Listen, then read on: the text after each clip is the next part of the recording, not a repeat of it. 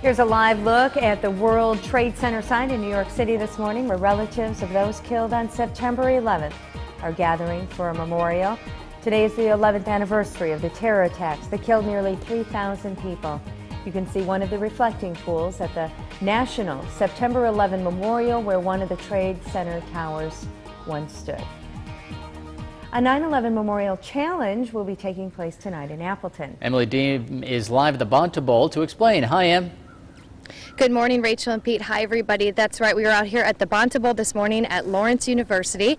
I have Lieutenant Jeff Miller here with me this morning and Sergeant Matt Peters. They are part of the Appleton Police Department, and they are going to be a part of a 9/11 Memorial Challenge that's taking place tonight right here. But if you could take a look at them, they're a little sweaty this morning because they already ran the stadium steps 110 times. That's exactly what they're going to be doing tonight.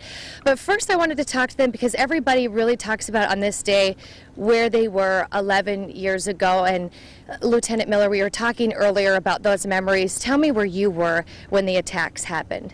I remember having a day off that day and just kind of got up, was watching TV as just kind of getting my morning started, and the footage started to come on. And when the first plane hit, I remember it being, like, wow, that was kind of weird. Why would somebody do that? And then after a while, it was really clear what was going on. And by the time the second plane hit, I knew that there was, something way out of the ordinary had happened. And my wife was pregnant with our first child that morning, so I was kind of letting her sleep in. And by about 9 o'clock, I realized, boy, I better, wake her up. And so we just kind of laid around all day and watched the footage, and I guess it was lucky it was a day off, because all of a sudden I realized it was like 4 o'clock, 5 o'clock in the afternoon before we even started to move around. Really kind of a surreal feeling and experience that day.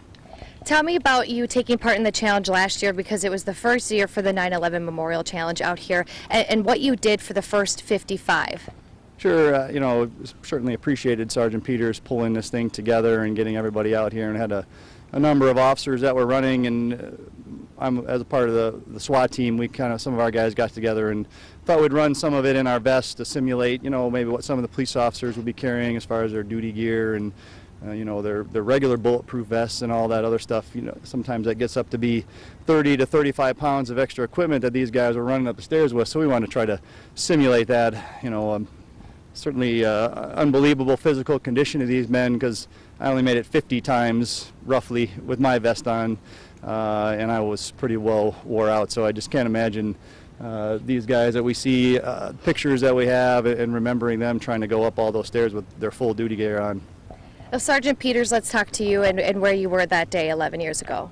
I had worked until 4 o'clock that morning, and ended up getting a call from my parents telling me what was happening, so I turned on the TV. And then I was supposed to work that day, so I ended up getting called in early to work and worked until the night. So I worked probably about 16 hours that day. And even thinking of it, it was 11 years ago. But like we said, people still remember exactly where they were, and those memories will never leave. No, that's absolutely right. This is, up there with Pearl Harbor and some of JFK, some of those incidents in American history where everyone remembers where they were, what they were doing when they first heard about what was going on.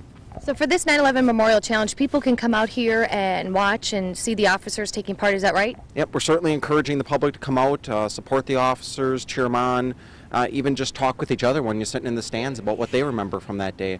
It's affected everyone differently. A lot of people in the community may have loved ones that have gone on to serve in the military because of what happened that day. Maybe loved ones that are first responders, firefighters, police officers, things like that. Thank you so much for both of you for being with us this morning. We'll send it back to you. Thanks, Em.